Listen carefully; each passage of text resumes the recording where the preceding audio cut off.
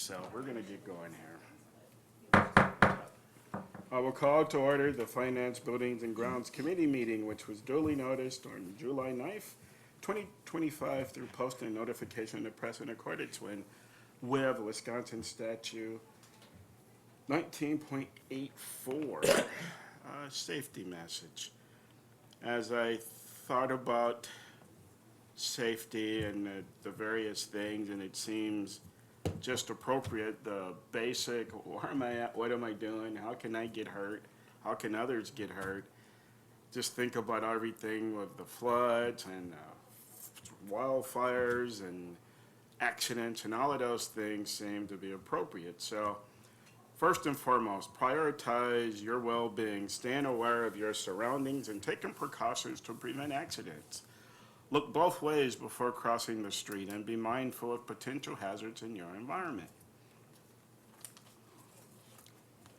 And we think about a bit of why are these things important? I know it's the awareness piece. If you emphasize being aware of your surroundings, which is crucial for preventing accidents in the environment, there's a better chance that you will actually pay attention to your surroundings. I think the last piece is, and if we keep that in mind as a proactive piece, we're in the line of fire almost all the time. It doesn't matter, we could be walking, even within our homes. There's a chance that you could slip, fall, stumble, whatever. And if we're constantly thinking, well, let me pick that up, get that out of the way, just what can I do to make it safer for me, my other family members, visitors, and wherever I'm at. I had the opportunity, I was at a hotel this past weekend, and the maintenance guy was standing right at the door, but it was a mat coming through the door, was starting to bunch up toward the door. And I'm like, I couldn't walk by without straightening it out. He was like, I was just getting ready to do that. Well, you should have done that. Not getting ready, I'm getting ready to go out the door. So he thanked me, but it's just one of those things. Now that I think about those things, I'm not perfect by any means, but I do see many more hazards to just try to help people be safer. So keep in mind, where am I at, what am I doing? Okay, anyone else with safety? Share? Historically, we've had the mishaps of safety get shared, so. Unfortunately, I haven't had any recently. Oh, Carl hasn't either, that's a good thing. All right. I'll get one. No, don't do that. No. Okay, is there a motion to adopt the July So done. 15th, 2025 Finance, Buildings, and Grounds Committee agenda? Still done. Motion? Second. Motion by Commissioner Domerhausen, a second by Commissioner S. Johnson, I'll go with. Yes. All those in favor? Aye. Say aye. Aye. Okay, that passes unanimously. Next item, information on the district's 2025 roofing projects. Mr. Leader.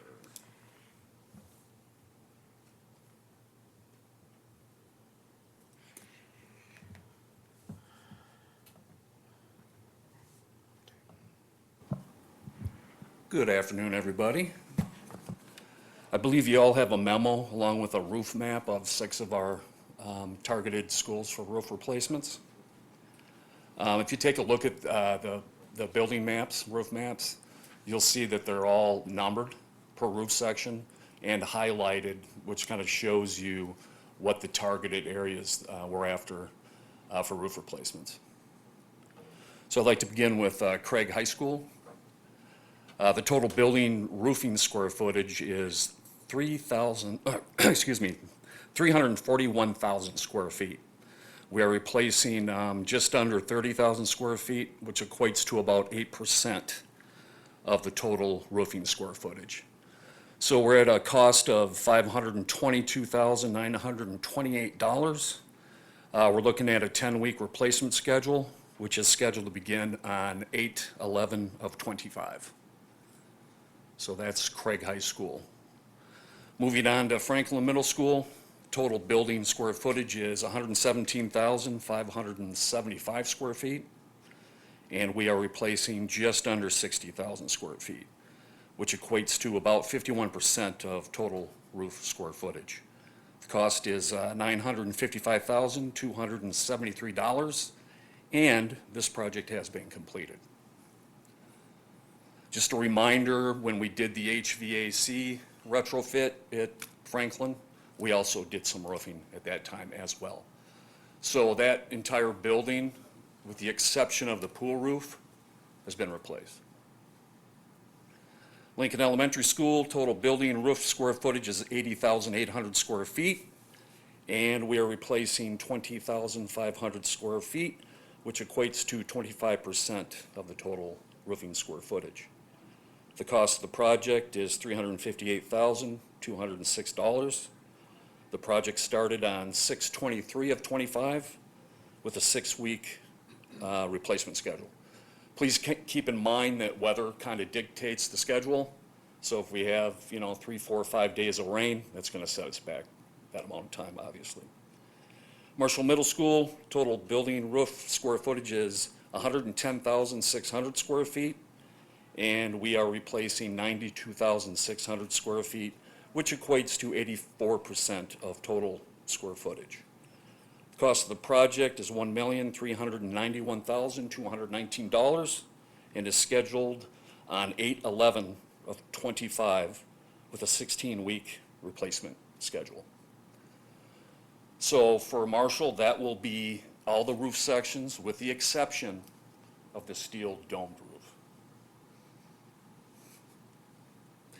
Moving on to Rock River Charter School, total building square footage is a whopping 5,000 square feet and is scheduled for a complete replacement at a cost of $95,000 and is scheduled for replacement on 8/4 of '25 with a 1-week replacement schedule. And last but not least, Washington Elementary School, total building roof square footage is 34,300, which is scheduled for complete replacement at a cost of $574,000. This project started on 6/23 of 2025 with a 6-week replacement schedule. So obviously we've had some monsoons of late, so obviously that will probably add another couple weeks to that project. So, any questions on planned roofing? Yes? What does the green space mean on Craig High School?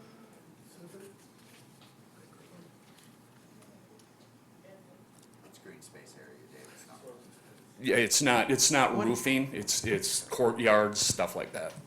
Oh, so there is no roof No there? roof. Okay, got it, okay. And, on Washington Elementary School, our diagrams that we got didn't highlight all of the roofs. Yes, that number 6, I believe, Number 2, not my mistake, so Okay. it should be highlighted. it should be highlighted. Yes. Okay, thank you. Thank you very much. Yes. Now I'm going to go ahead and move on to unplanned roof projects. So at Parker High School, as you recall, we had some weather-related damage to a penthouse roof as well as the main gym roof at Parker High School. That damage replacement cost $542,000 to replace both roof sections.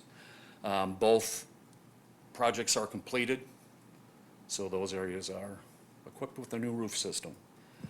And what's a penthouse roof? Yes. What is it? Oh, penthouse, it's a mechanical room. So we have air handlers in that particular portion, which is on top of the science area roof.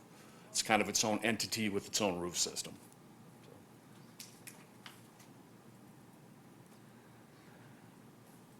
Any questions on Parker? I think we're good. All right. Questions?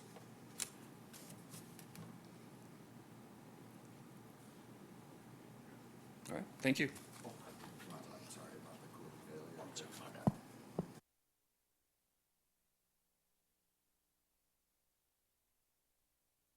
Sorry, I have one more item. Craig High School cooling failure.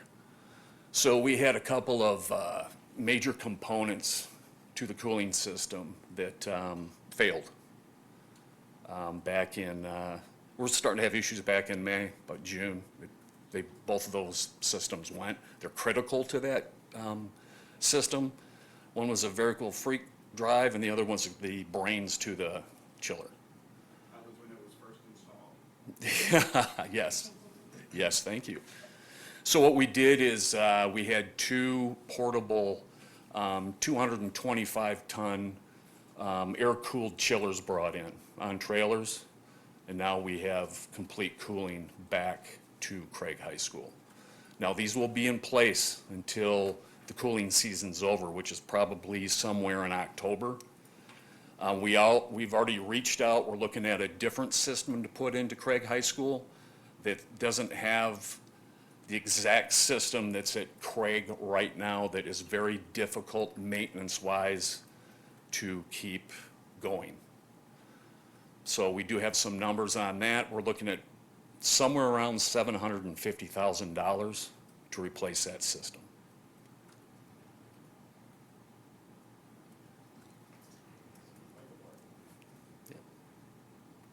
Which makes me more concerned.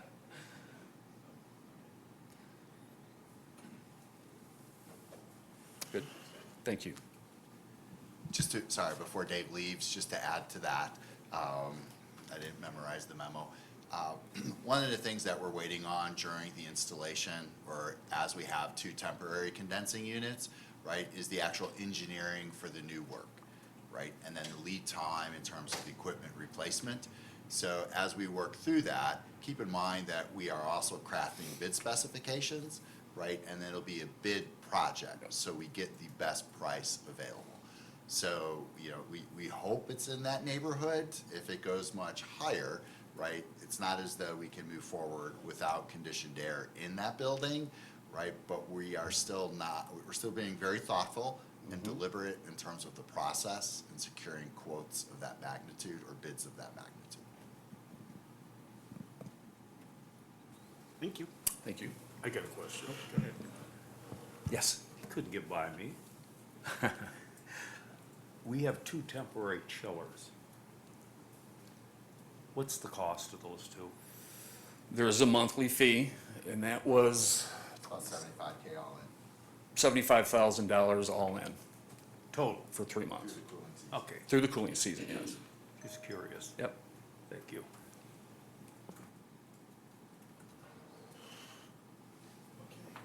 I have a question. Yes. So, how many people are actually at Craig right now that we have to keep this air chiller going during the summer right now? How many people? Yeah, how many people are in there that we need to be running it? Oh, now? 'Cause gosh. Summer school's out, right? It is, but we have a lot of field house activity, gym activities, that kind of thing. Okay.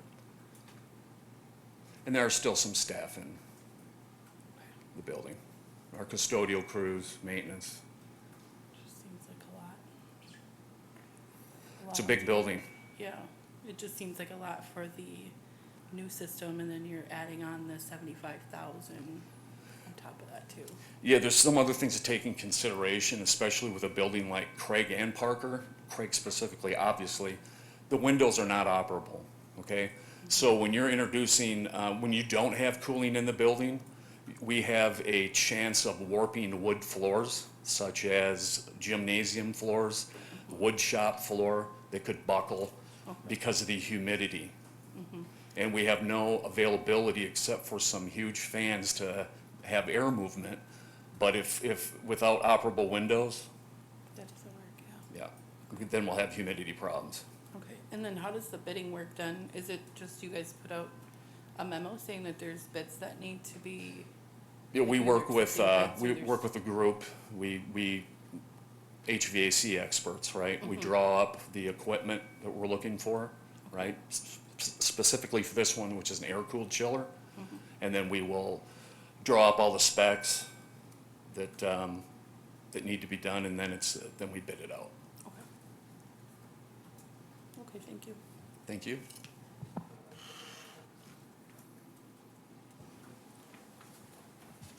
Okay, thanks, Dave. Appreciate that. Next, update on long-range facility planning. Mr. McCray.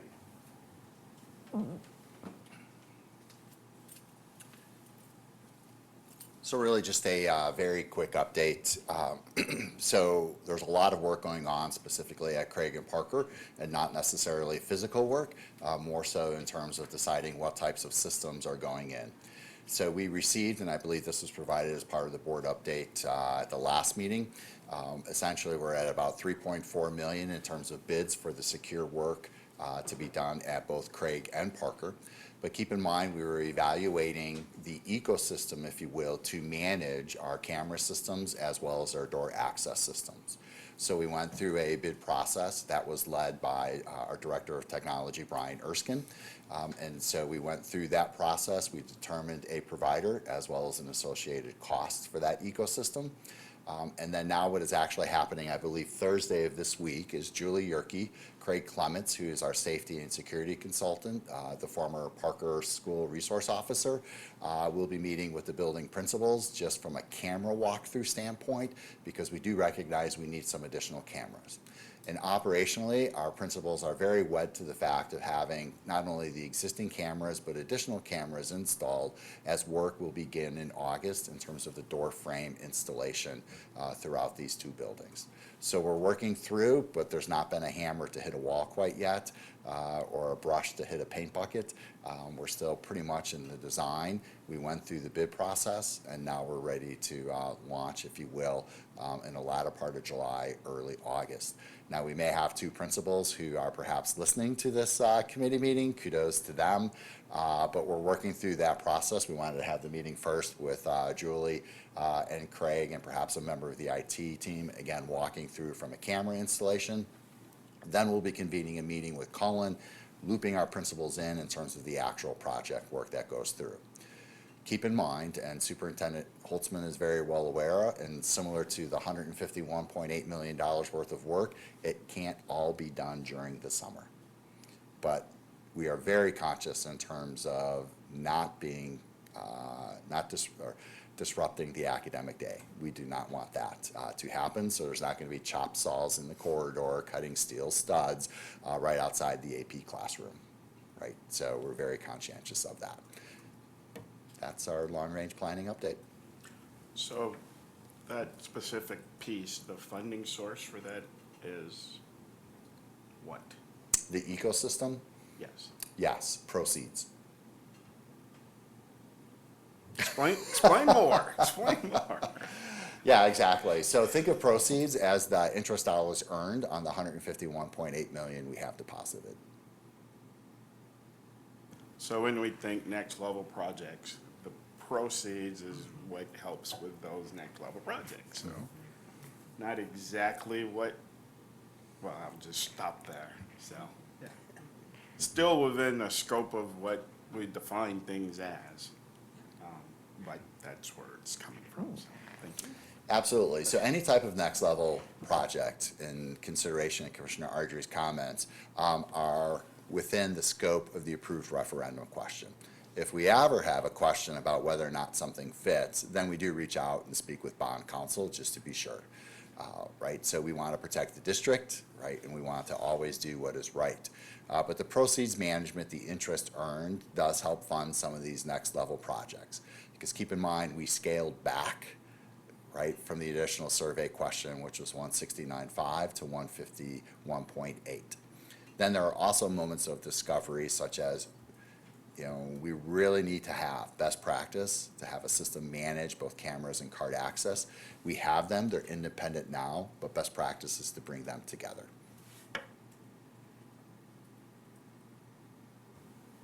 Questions for Dan? Okay. Thank you very much.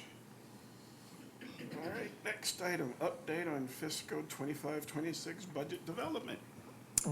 Well, you got quite a bit at the July 8th preliminary budget adoption meeting. Not much has changed, but I can tell you both Superintendent Holtzman, myself, and our peers throughout the state of Wisconsin are starting to receive some technical updates relative to, so this is the law, but exactly how is that law put into place, right? And what does it really mean?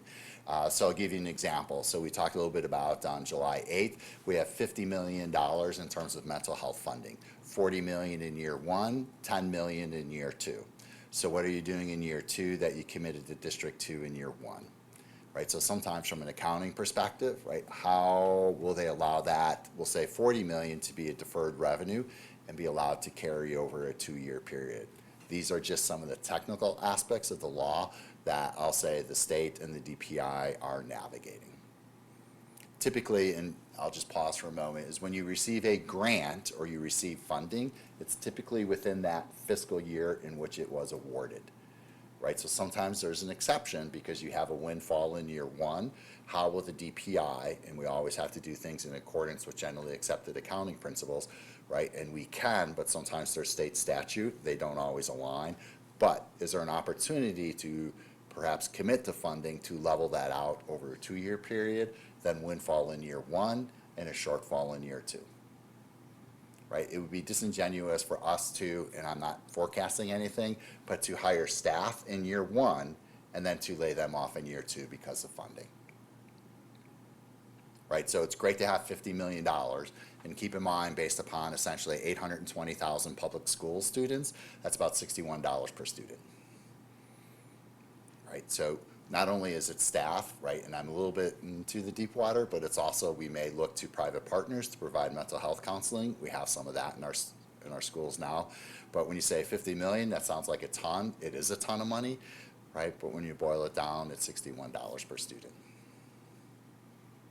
So as we start to get information, August is a little slow. However, the only thing I'd say that we start to get intrigued by in August is municipalities, I should say, will start to receive their equalized property values. It's not a direct correlation to school district equalized property values, but if we see the city of Janesville property value is going up or going down, that's a great arrow that helps us forecast in terms of September and then the budget adoption in October. And remember, property values don't provide the district with any additional resources. It really drives the district's mill rate. Because keep in mind, the mill rate is levy divided by property value is your mill rate times 1,000. So more to be had, more information to come, I should say.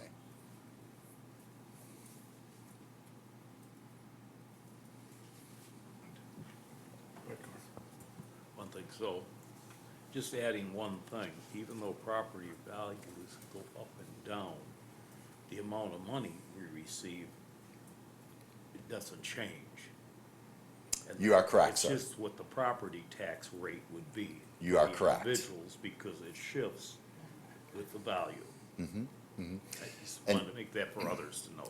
Absolutely, and I think to your point, if I may go a little bit further, is if your property value goes up 15%, right, it doesn't necessarily mean the district is getting 15% more in terms of revenue. That is your point, and you are absolutely correct.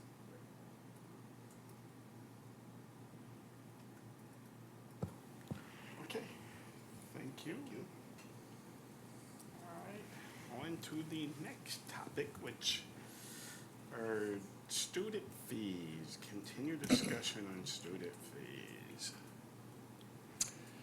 So again, not quite sure how long we want to have a continued discussion on student fees, but I believe there was some data that was requested at the last meeting, and that's what you have in memo form at your desk side. I apologize I didn't get to you sooner, and I appreciate the committee's patience as we're navigating vacations and everything else going on. I want to take you through a little bit of a snapshot in terms of the last 4 years, and we're really looking at athletic fees at this point in time. There are other student fees that are out there. There could be a yearbook fee, there could be other fees, right? But keep in mind, the board took action, and Commissioner Dahmerhausen and Commissioner Ardrey may recall this, as we've kind of eliminated like the art fee, the tech ed fee, the family and consumer science fee. We've eliminated those fees well before my tenure here in the district, and it will be 6 years, believe it or not. Well, maybe not 5, 6 years, something like that. So, so really athletic fees. Now, we still do have an adventure PE class fee, right? We still have some other fees, but kind of those consumable fees relative to those special classes at the high school, we no longer have. And speaking of consumable fees, we still have a consumable fee for paper and other things from elementary to middle to high school students. But the values you have in front of you are exclusive to athletics. I shared this in part not only because it was a request, but sometimes I think people feel as though we run our entire athletic budget based upon the fees that we collect, and we do not. And you'll see that as you read through the memo. Right, so I won't go through each fiscal year, but I'll focus on the current fiscal year 2025, which has an asterisk because these are unaudited values. So if you think of gate receipts, whether it's a Monterey for a football game or a track event, or to Parker for a volleyball game, or to Craig for a girls basketball game, we collect admission fees. And you may recall Mr. McLaury and his leadership with his athletic team, we've moved to an electronic fee payment rather than cash. So you see we collected just over $133,000 in gate receipts. So I'm gonna get really geeky for you for a moment, right? Gate receipts or revenues such as this are what we would call in school finance a deductible receipt, meaning there's no aid, equalization aid on a deductible receipt. Right. Then student fees, you'll see $172,000 in student fees. And I think we spent some time at the last committee meeting talking a little bit about the process in terms of here at the Educational Services Center, we work with the IT department. There's a platform called Infinite Campus. That's how fees are distributed to students and families. It's an online payment portal, and that's where we collect them for whatever fee it is that we build within Infinite Campus. At the building level, there are potentially exceptions that are made. We don't know, for example, right? No one, well, student nutrition knows, but what students qualify for free or reduced lunch, and there may be a fee waiver granted for that. We don't know the personal situation of students. Did they lose a home in a fire? Did they have a death in the family? Was there a loss of income? All these are building level considerations in terms of whether fees are waived or not. Okay, so we do not collect 100% ever of any fee. Right? The consumable material fee at the elementary, we do not collect 100%, and the same at the middle and the high school. Athletic fees, right? There are scholarships, right? It's kind of a loose term because keep in mind, 54% of our student population qualifies for free or reduced lunch. On an aside, school business officials, perhaps even superintendents, do not like fees. But oftentimes what boards are asked to do is to, rather than always come to the taxpayer, you should charge fees. So we've done that. Again, a parking fee is an example of that. Right? When you look at the volume of fees that we have here, and you say, well, let's just take a look at athletic fees. If we were to abolish athletic fees in their entirety, we need to come up with $172,000 in corresponding reductions, or $172,000 in an additional revenue to offset the displaced revenue.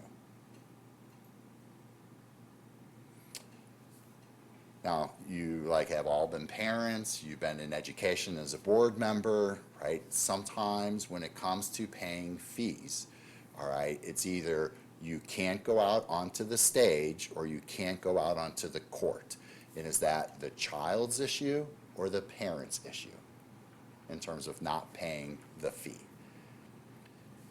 The only thing we have in hand in terms of denying that child the opportunity to participate in athletics, right, is to say, well, Ms. Johnson, you didn't pay your fee, all right, so we're going to speak with your parents who didn't pay their fee, right, and we will ask them they need to pay their fee or you won't be able to walk on graduation.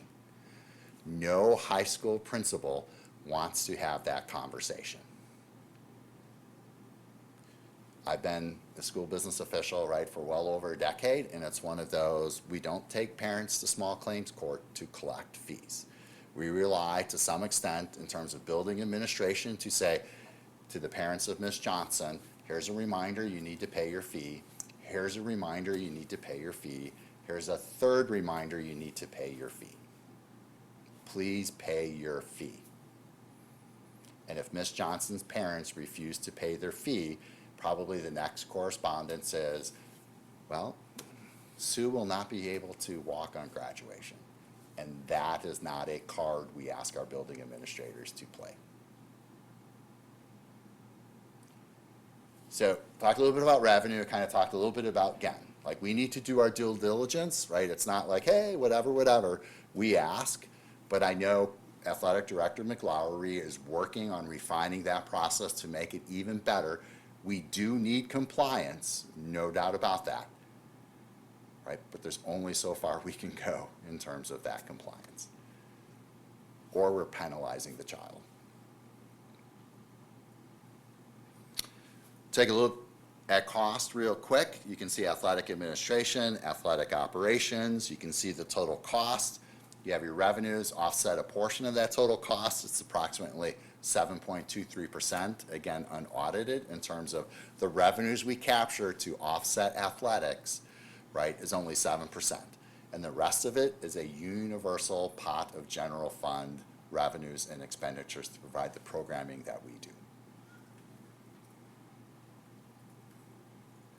So sometimes, and I've had this conversation with boards in the past, right, is you'll say, this is why aggregate revenue, right, which needs to be used judiciously, right, and thoughtfully covers everything, because the only two things, quote unquote, we make money on are the Janesville International Exchange Program, and I used to be able to say open enrollment, but we don't even do that anymore. So that's a little bit about student fees. I've spoken a lot. This is also obviously the committee, and any discussion or feedback or what have you would like, please let us know.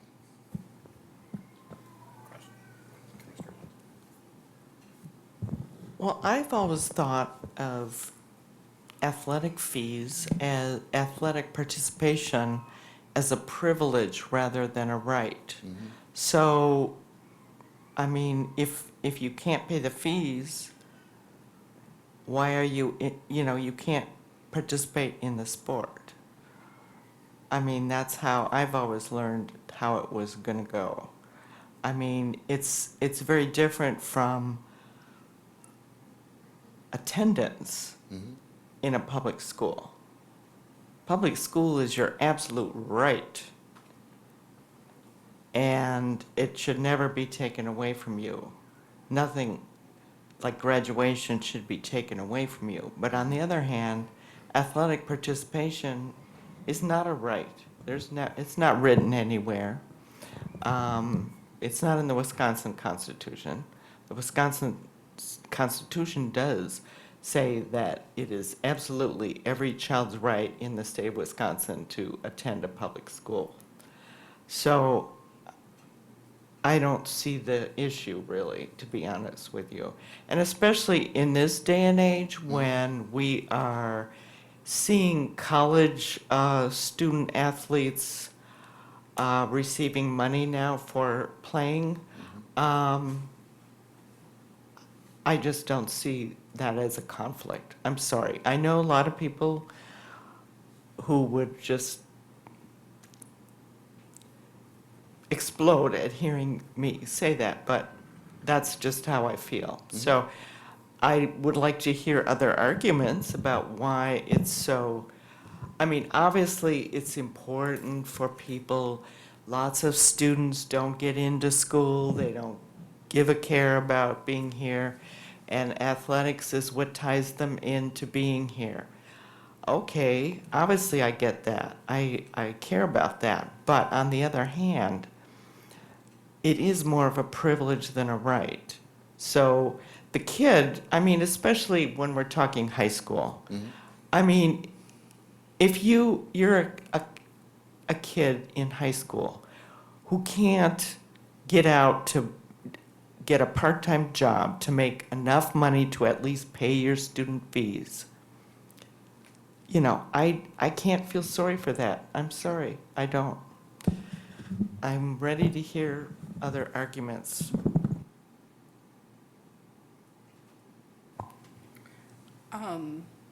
So the receipts, is there a reason why it's not like an even number? Because obviously we don't have like change, you know, when we're doing admissions. It's usually like $6 or $8 to get into an event. Do you know why it's giving us that? Yeah, that's a great question. I can't speak in terms of why it's not a rounded number. Okay.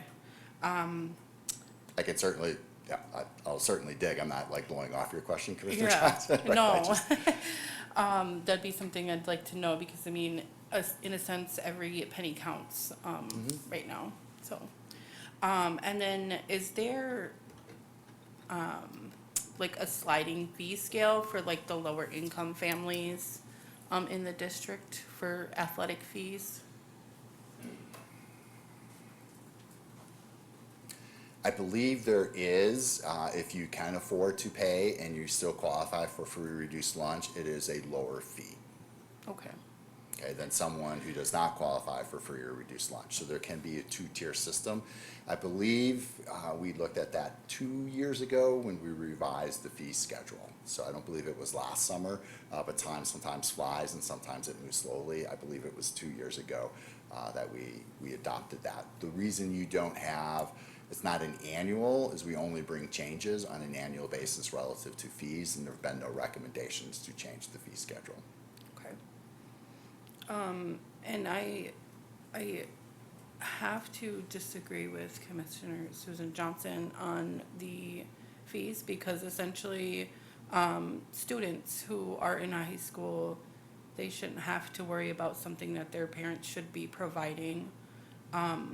It's their parents' job to provide those fees for students. That's a lot of, I mean, kids these days have a lot of, things on their plates, with school and even just in the economy, in the community. There's a lot of pressure on them. So I feel that the parents need to be held accountable for, paying those fees. But essentially, that is a hard, that is a very hard thing to come to a student and tell them that you're not gonna be able to graduate because your parents didn't pay your fees. So,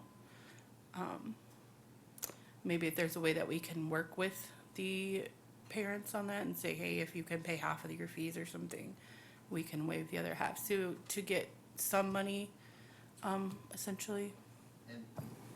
Yes, and I will share, right, so that's a great observation. And I know in some of my conversations with Athletic Director McLaury, and sometimes when you pull a report, you can kind of see it to where a family may be saying, okay, my fee is X. I can give you $25, I can give you $10, I can give you, so sometimes we don't necessarily create a payment plan other than, you know, Family Smith, when you can afford to pay, please contribute towards that by payment via Infinite Campus. And if it's not payment via Infinite Campus and it goes to one, let's say, of our high school cashiers, they then apply it to that account, right? So we don't quite make it like a car payment or anything, but like if you can, let us know what you can do. And there are times, right, these are anecdotal stories, so I can't explicitly give you, it was the Smith family explicitly, but you can see to where a family has paid, maybe they paid half, and then they're coming back to pay for half again. So a lot of times, again, we rely upon our building administrators, right, to because they know those families best. I can tell you in my prior districts, I would have a principal come and say, hey, can you send a letter? I've sent 3. And I go, but you have a relationship with that family. I'm just a letterhead name, right? So we can certainly send out a letter, but if you're 0 for 3 with a relationship, I will tell you, we will now be 0 for 4 as a district because no one knows who Dan McCray is. Right, so it just speaks to those relationships that whether you're, and again, we try to take coaches out of the equation here, right? They're busy focusing on their team development aspects, right? It's the athletics, the administrative assistant, you know, the assistant principals, the principals. That's kind of the group that knows those families best.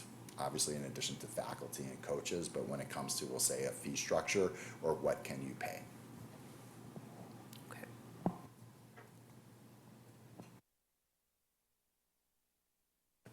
I might add, I have empathy for the board members, for the taxpayer, and that for everything. But it's almost like saying, if it isn't a core subject to graduate, that's a luxury to take this course. You need a fee, whatever that course may be. And that, it could be basket weaving, I don't care, I won't draw up on what's core, because we also need certain things that, are required for total credits to graduate, and you fill it in with some of those courses.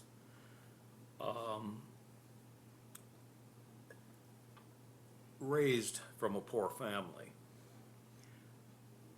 I think I scratched to pay some fees very much back in, we just had Janesville High School and that, and, yeah, I worked a little bit on Saturdays, and I participated in sports and some classes that had to have fees to be able to do it. We used to buy our books and all that stuff, and that was tough on my parents to do it.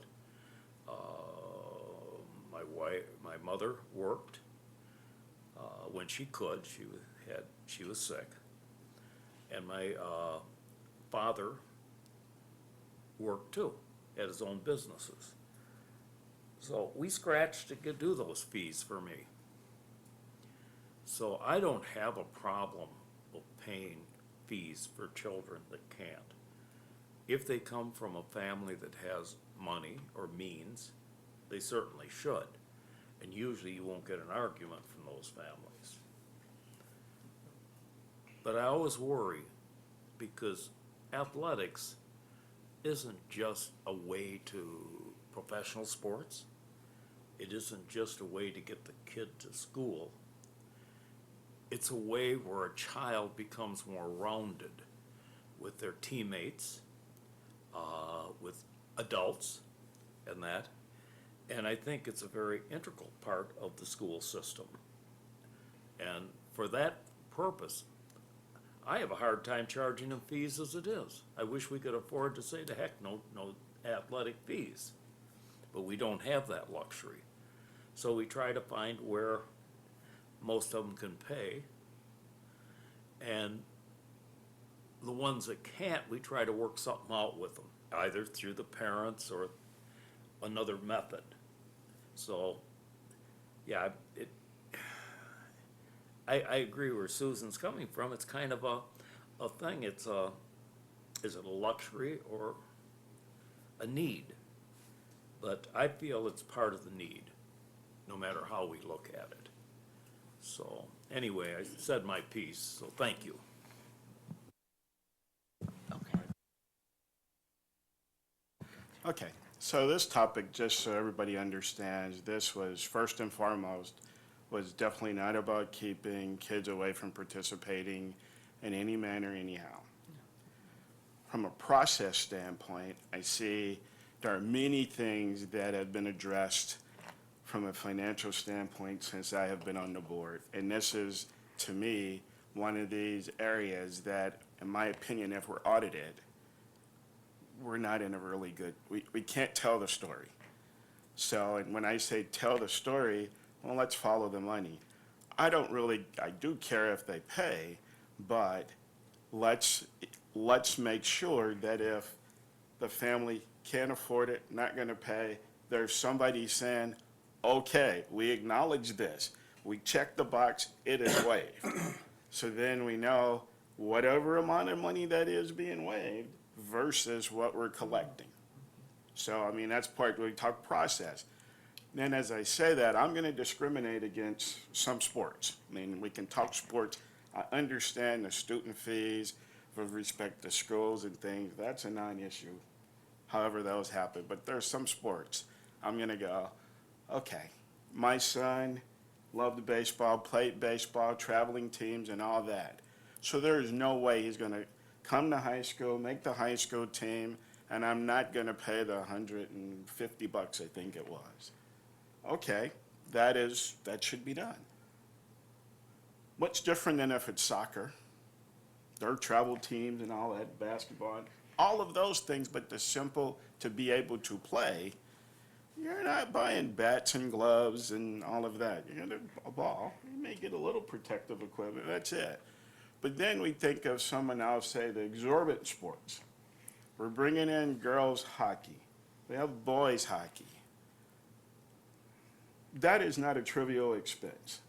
You don't get to the high school level of playing hockey and not have spent money on hockey. So it may be true still that there are families that fall into that category, may have great young hockey players, go through the process of having the fees waived. Their child, boy, girl, in my opinion, shouldn't be on the ice if they have not passed the physical. Yes, I accept the athletic code and paid the fees. I will say that across the board for all the sports. So this is just a process standpoint.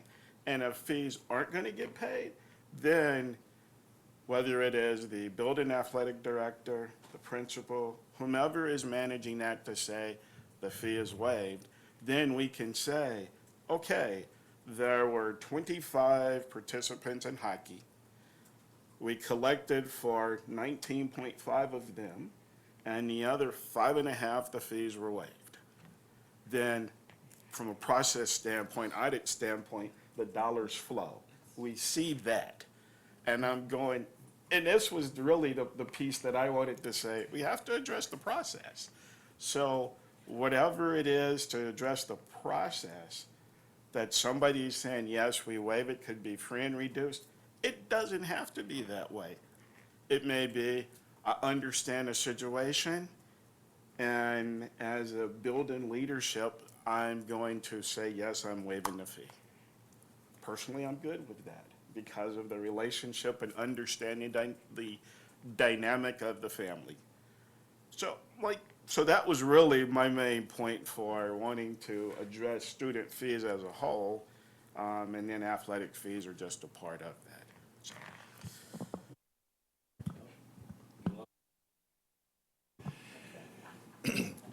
So I just want to circle back. I think I just touched on it, but to follow up on Commissioner Ardrey's points, this is the process that Athletic Director McLaury, his two site-based athletic directors are really hammering out, right? So they walk into a system, how are they cleaning up that system? How are they improving that system, right? How are we using and leveraging the technology we have to collect fees, right? So how do we make the process tighter?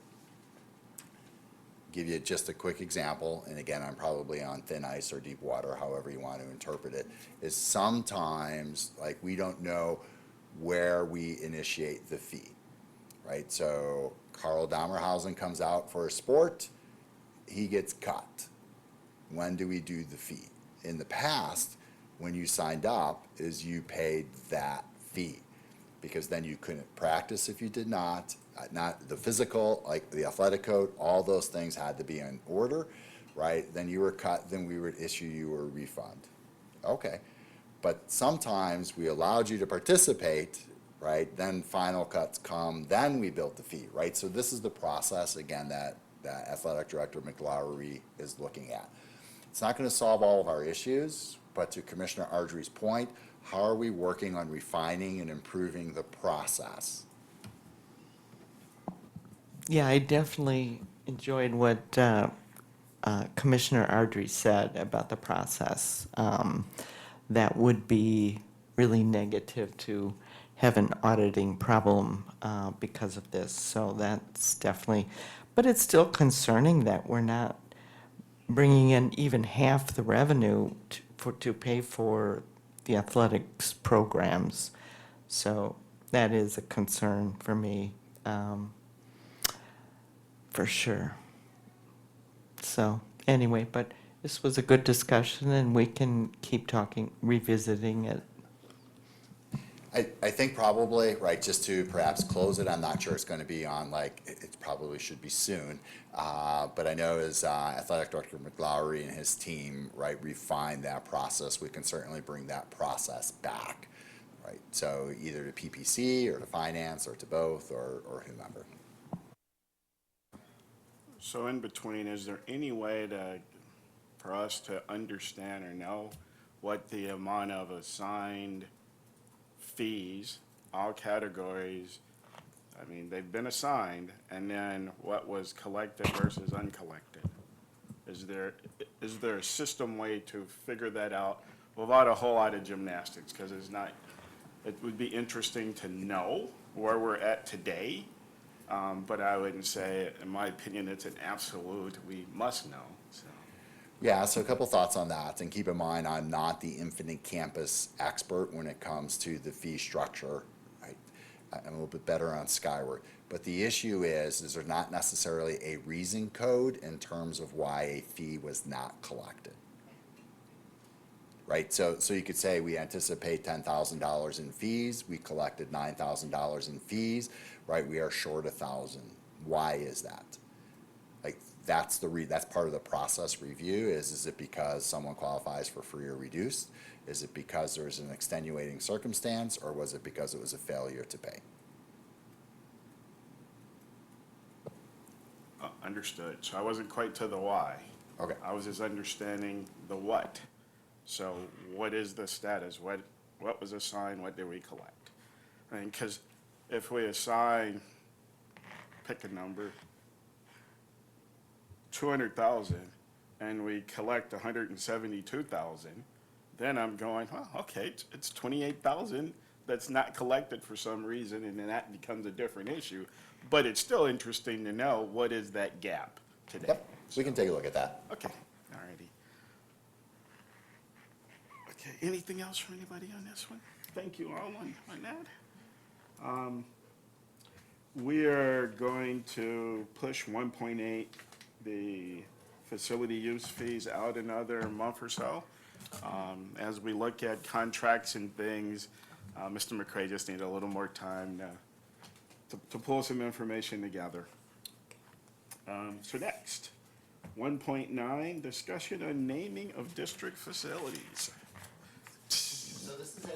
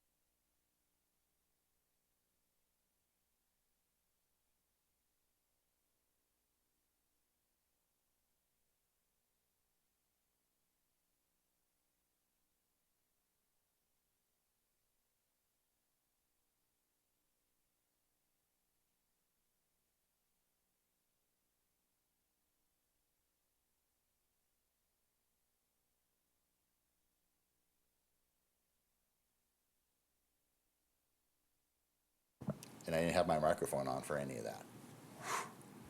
Maybe that was somewhat, no, it wasn't intentional.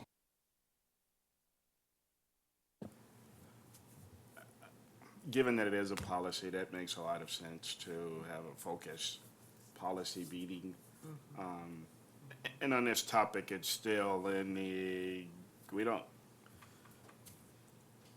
we've touched a sponsorship policy, naming rights, but I would say it wasn't exhaustive to say who's out there and who's doing it well, and what does that look like? And are any of those aspects or things we should consider or bring into what we're doing? So I think this may be an ongoing topic to continue to gather information and just see where we're going. And I guess from a policy meeting, we can discuss this at the end, but maybe we want just a separate meeting that is just policy in addition to our normal monthly meeting, because I think that's really what it would be, or either that or it's kind of difficult to shorten up some of these meetings to make sure we leave enough time, but that's just a thought. So, any other thoughts? Mr. Johnson? Yeah, I would be up for that, for sure. I think that would be a good idea.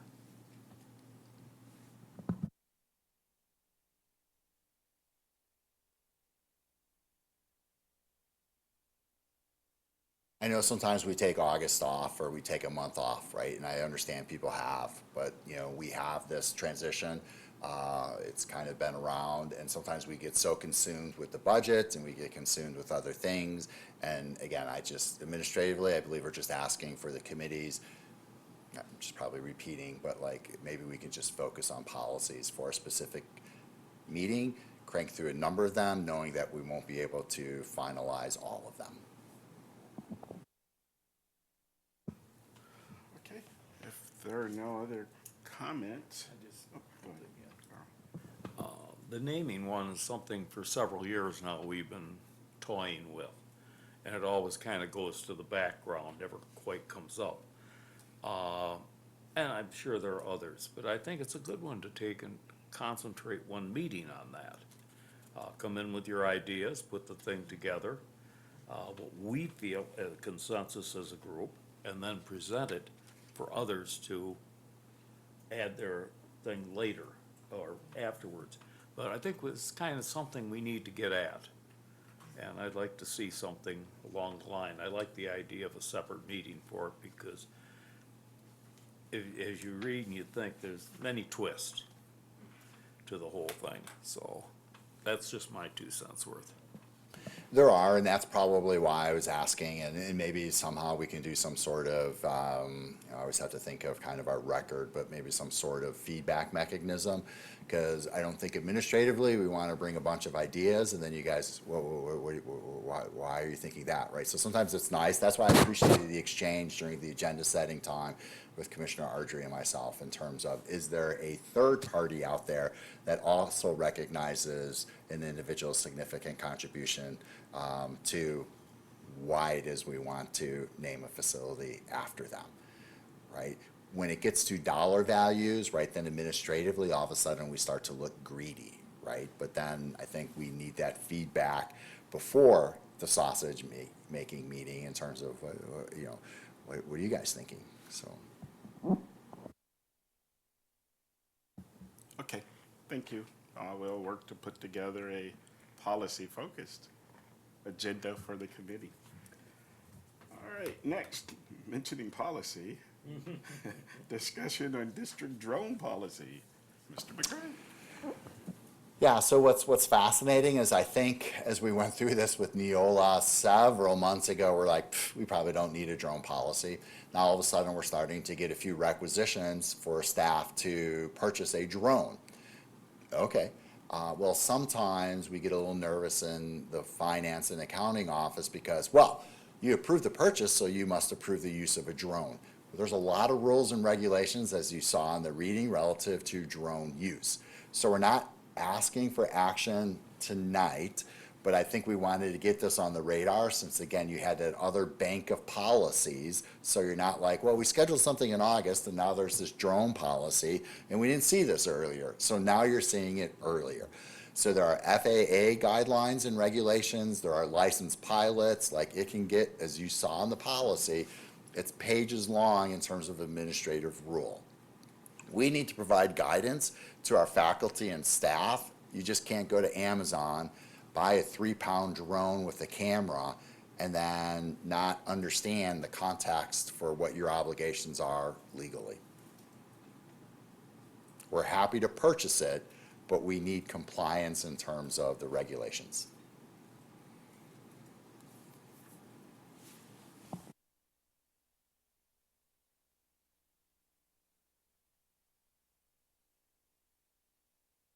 To be discussed further later. All right.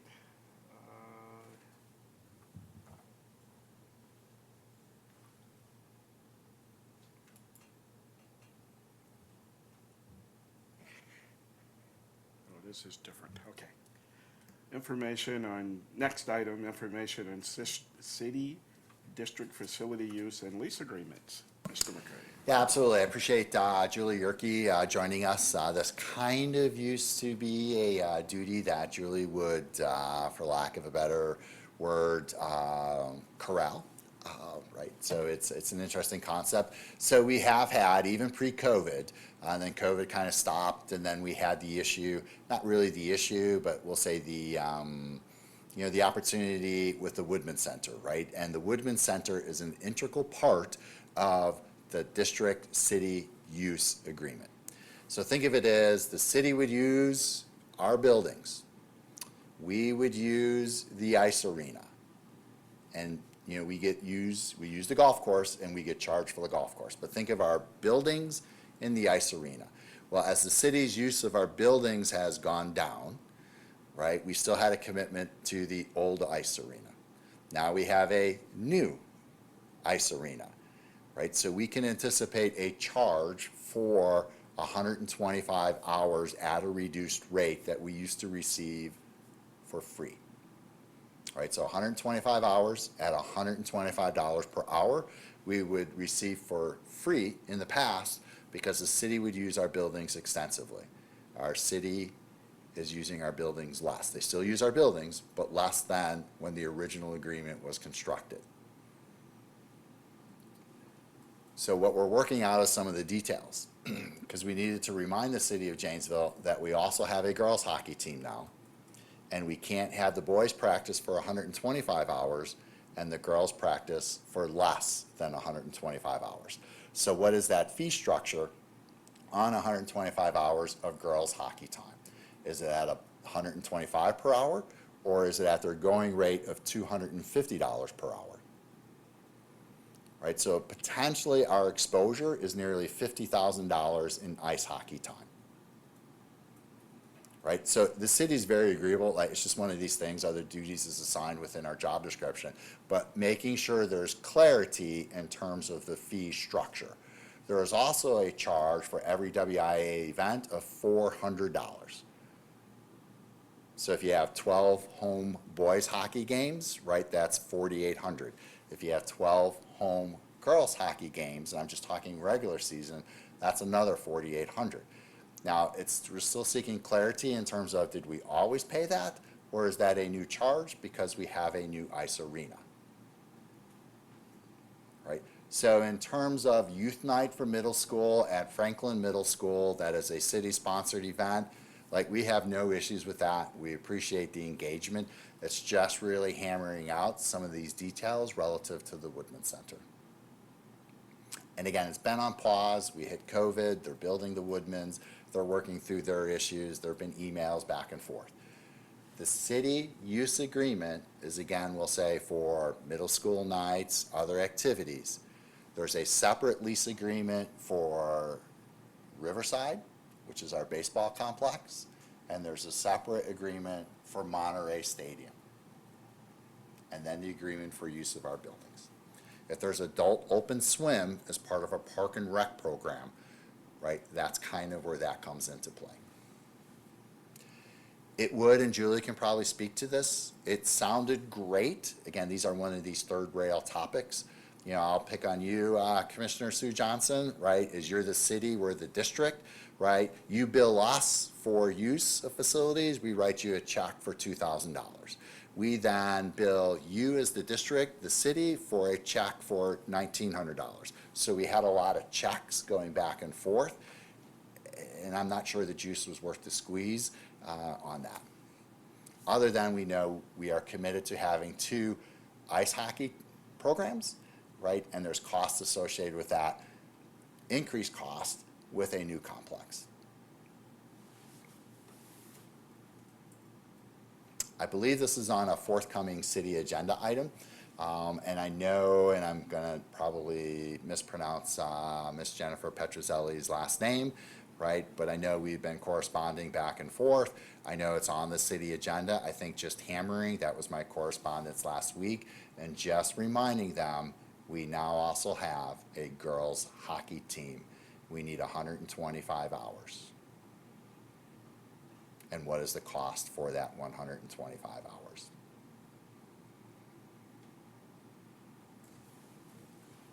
So stay tuned for that agenda item so we can visit the city for that discussion. Looks like. Yeah, I'd like to add something to that. Part of the issue in the equality of the system is also our rental rates versus ICE rental rates. So while the city does use our middle schools quite heavily for their rec programs, say their volleyball, their adult basketball, kickball, they use it actually quite heavily, especially in the winter months.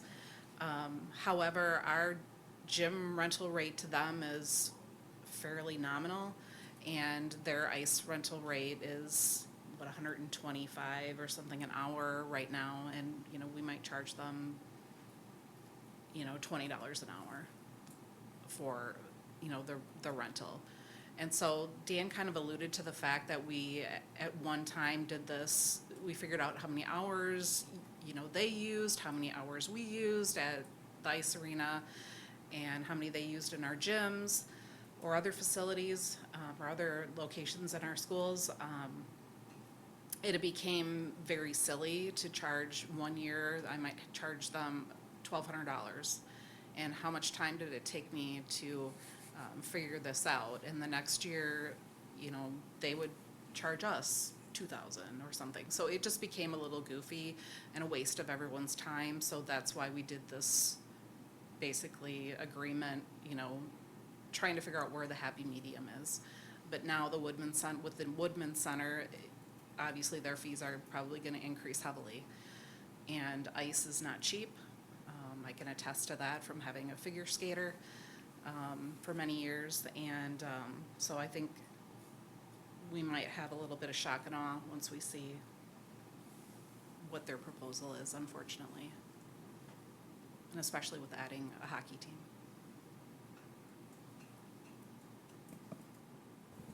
Thanks for that additional insight. Questions, comments? Okay, we'll revisit it as we know more. Okay, next item, information on facility services, service delivery model structure at Craig and Parker High Schools. Mr. McCray. So thank you very much. We are really looking to improve and elevate the level of service we have at our 2, 9, 12 buildings. So you have included in your packet, I think I sent it over the weekend, right, a 2-page memo just kind of outlining a little bit in terms of the overview, a little bit about our buildings in terms of the number of staff, square feet, and essentially even the number of students, right, that we have visiting our buildings every day. Talked a little bit about how over time we used to have kind of 2 different entities. Most recently, when I came here as the CFO, we really moved Dave Leader into more of a position of overseeing custodial operations. They're both part of the facilities team, right? No one is going, well, let me stop for a moment. is it doesn't make any sense to have two different operating entities, which is why we really created one operating entity called Facility Services for both maintenance as well as custodial ops. Sometimes the lines blur. Sometimes it's confusing to our customers, right? So one department is really what makes sense. We also, over the last 15 years, have scaled back the number of FTE within that department. Keep in mind, currently, we have 2 individuals who oversee everything.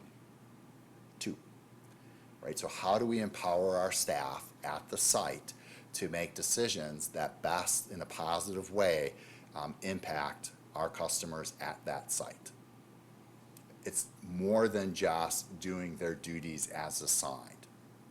There's no reason for us to have to call downtown from a building and ask to have a quote on the gate to the trash dumpster for Craig to be repaired. That just slows everything down. How do we empower a site manager to make that decision? We still have guardrails in place. We still need to get quotes. We still have requisitions. We still have a requisition approval process. But I sometimes feel as though, well, that's a downtown thing. Okay, we really need to empower our staff at the building. There needs to be a singular point of contact for our building occupants, whether it's a principal, an assistant principal, a teacher in the classroom, a paraprofessional. Who's the point in contact? Because when you have 2 individuals with the number of sites we have, they can't be darkening that door of every building every day.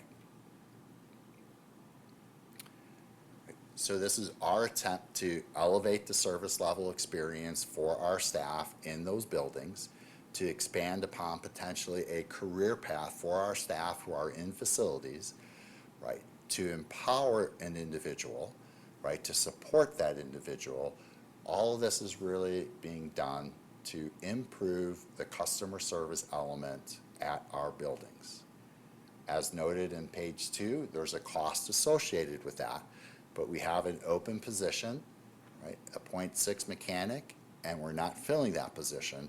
So we're looking to capture the costs associated with that position, reallocate it differently for 2 site managers, 1 at each site, to be the point person, working collaboratively with our district staff, whether that's Julie Yerke, Kara Anderson, who's the admin assistant, Dave Farwell, or Dave Leader in a leadership capacity.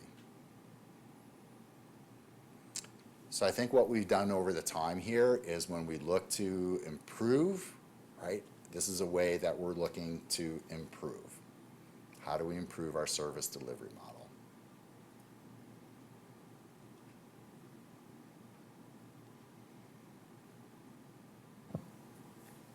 This was an informational item. Any questions, comments for this? Guess I would just say, I think about my son at show choir and Craig, and when issues came up, it was always interesting, so who do you go to? So I think this really is a great way to solve that in a much more linear, smooth way. There'll be a person that is responsible, as opposed to, well, go see him and go see her, and it's like, okay, can somebody give me an answer? So it just, we didn't have that, the structure wasn't there for one person to give the answer. And it's like, okay, principal, you're the only person that gets to. And then she didn't have a person to go to other than the call to the ESC. So I think this makes a whole lot of sense. We're really just trying to streamline the process. We've been building towards this, and it's a little bit in terms of actually empowering our site-based staff and facilities to have access to Skyward and its online requisitioning platform, right? So trying to move away from paper. I kid you not, we actually in the past would receive a paper requisition for Amazon. All right, that is not, when we talked about process earlier, right? So, okay, part of it is we now have online ordering within Skyward, our district's ERP, financial, human resources, right? You can go in, you can check out via Amazon, we can have that product delivered to the district, right? We need to empower our staff, they do it at home. The other thing I just want to highlight, and I skipped over it and I apologize, is on page 2, you'll notice the professional development aspect, right? Not only are we potentially, elevating an individual, right, is we need to support that individual in that new role, right? And there's many ways, but one way is the WSABO, the Wisconsin Association of School Business Officials Facility Certification Program. It's not a credit-based program, but there are modules an individual, a participant will go through relative to managing human resources or roof systems or mechanical systems. So providing some formal learning, professional development, and support of these two individuals. Julie Yerke went through the program. If you have a question, right, it's not Harvard, right? I don't want to put any grand illusions, but it is a structured learning program, not only from an HR standpoint, but from a facilities technical standpoint to leadership, right? It's good. It's not Harvard. It's good.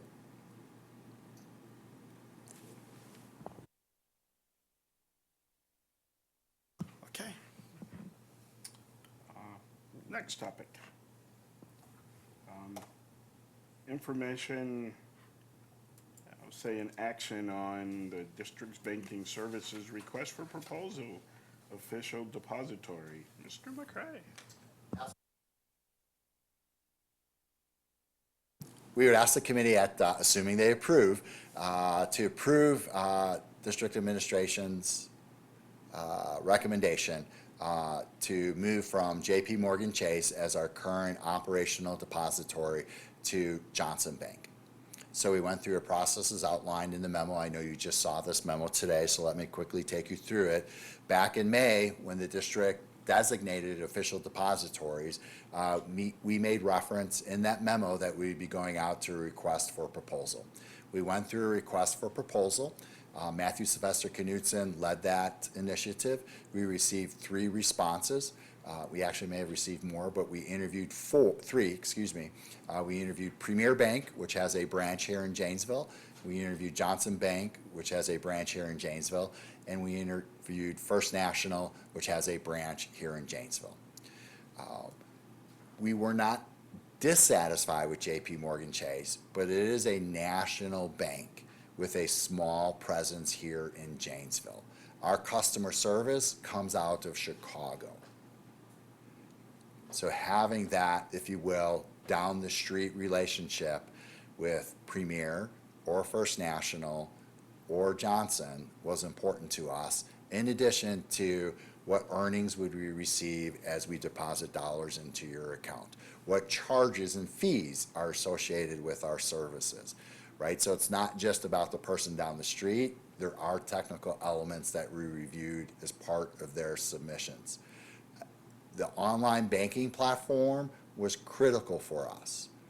I'm not sure within the office we have fans of the current online banking platform by our current provider. So we wanted to see what those Johnson, Premier, and First National Bank's online platforms look like in terms of account summary, in terms of the ability to transaction within the account, right? It's like you all have online portals when you do shopping, right? And some are better than others. We needed a better platform, and we believe Johnson Bank provided that in addition to good fees, good earnings, good customer service. Those are really kind of the criteria. So our administrative recommendation is that you approve and move this forward to the board meeting in August so we can officially transition. A motion from the committee? So what are the fees that Johnson Bank quoted you? Yeah, that's a great question. Obviously, I did not include them in the memo. There are fees such as, do we want to do a wire transfer? So we're looking at wire transfer fees. We're just Okay. looking at standard fees in terms of, we don't really get checks anymore, but like there are transactional fees relative to payroll, Yeah. relative to accounts payable. So really looking at those different fee structures. Okay. More importantly, probably, is we're looking a little bit more at earnings. Okay. Right? So sometimes banks will say you need to have a minimum deposit. Well, can we Right. meet that minimum deposit? So some banking relationships will say, you have to have 7 million, and there are no fees or reduced fees, but if you fall below an average of 7 million for a period of time, your fees kick in. Sometimes we are below 7 million, right? You may recall, we are very low in cash come November. Yeah, We are right, very low in right. cash come January. We probably wouldn't meet that 7 million average over a period of time, right? So fees sometimes will fluctuate, so I think sometimes our approach is, there may be fluctuating fees. How do we put the district in a safe harbor to where we're not going to get hammered with fees? We talked a lot about fees tonight. We too are fee averse. Yeah. And I noticed you didn't consider Associated Bank. Was there a reason why not? I don't believe they responded to the RFP. Oh, okay, thank you. Who's our line of credit with? Yep, sorry, I just want to, I'm just writing a note on Associated Bank, just to be sure to follow up, but I'm 99% sure they did not submit an RFP. So currently, well, it's not current anymore, but last year our line of credit was with Johnson Bank. So keep in mind, we go out, so we want to see where we can capture the best Sure. line of credit. It just happened to be the last 2 years with Johnson Bank. And there is no local bank anymore per se. When I say that, no headquartered local bank. In Premier, other words, First National was originally Janesville, you know, and there are others that were originally started in Janesville. But they've all been bought up by someone, correct? correct, and that's why sometimes, like, I do have to be careful.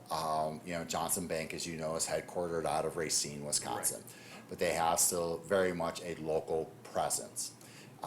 You know, when we look to First National, they're headquartered out of Beloit, but they have a presence here in Janesville. When we Nice. look to Premier, Premier is actually headquartered in Fort Atkinson, but they have a branch here. Blackhawk Bank, I don't know enough about Blackhawk Bank, right? So you could perhaps catch me. I know that's not your intent, Commissioner Darmerhausen. I just don't I don't know know. every bank and their charter. I'm just kind of curious where all our banks went. Right. We have a lot of banks here, but we don't have origination banks here anymore, I guess you'd say. Perhaps a business opportunity for Carl Darmerhausen. Yeah, I got pocket change, handle that. Sure. Can I borrow money? No, thank you very much. I forgot about Riverside and that went down there. Interesting. Thank So- you. Absolutely. So I'm sorry. Was there a motion? Okay, sorry. So I move that we accept the administration's proposal and take it to the full board. Second. All right, we have a motion by Commissioner Susan Johnson, a second by Commissioner Darmerhausen, to take the administration's recommendation of moving to Johnson Bank as our district depository. All those in favor, say aye. Aye. That passes unanimously.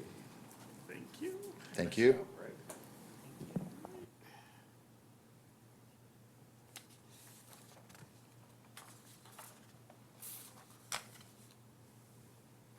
Are we at the last agenda item? We're at the last agenda item. Future committee meetings, items. All right, I don't know if we need to add any more items. Can we set the date for the August? Yeah, that's what we were looking to do here. Calendar.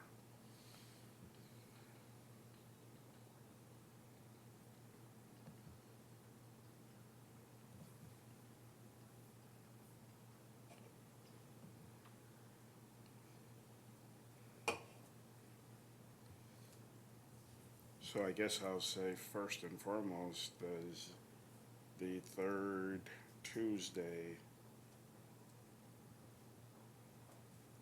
work? And what date is that? The 19th. Sure, that works for me.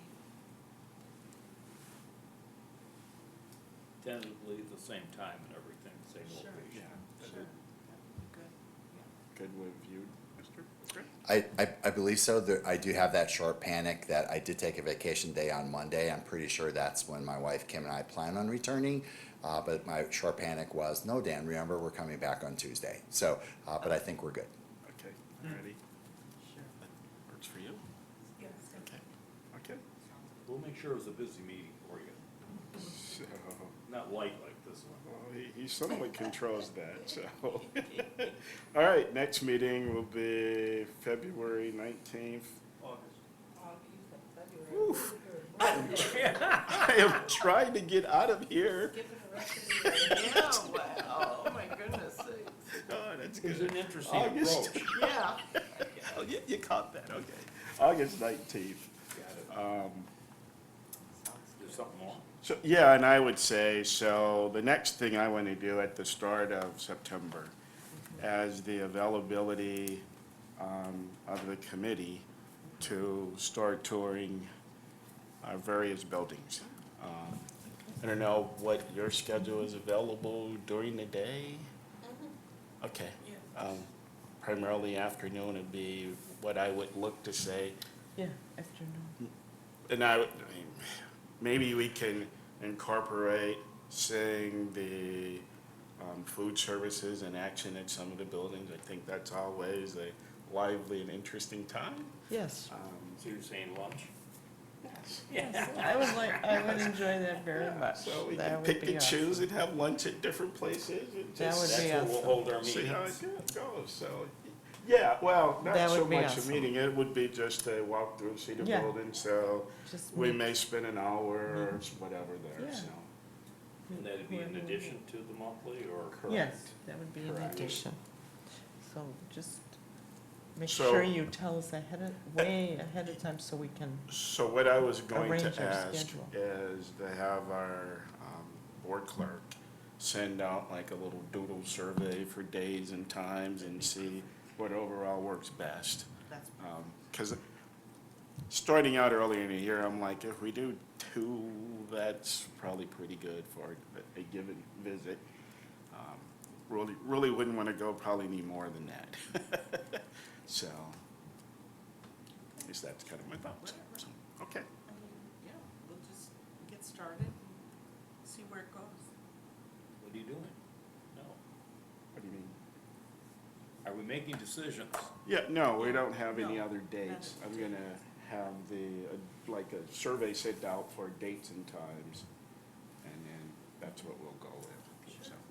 I'll do everything I can to work with it. Thank you. Okay, all righty. With that, we have reached the end of our agenda. We are adjourned. Woo-hoo. Thank you very much. Thank you. I don't know, right now, I'm kind of between two jobs, they're all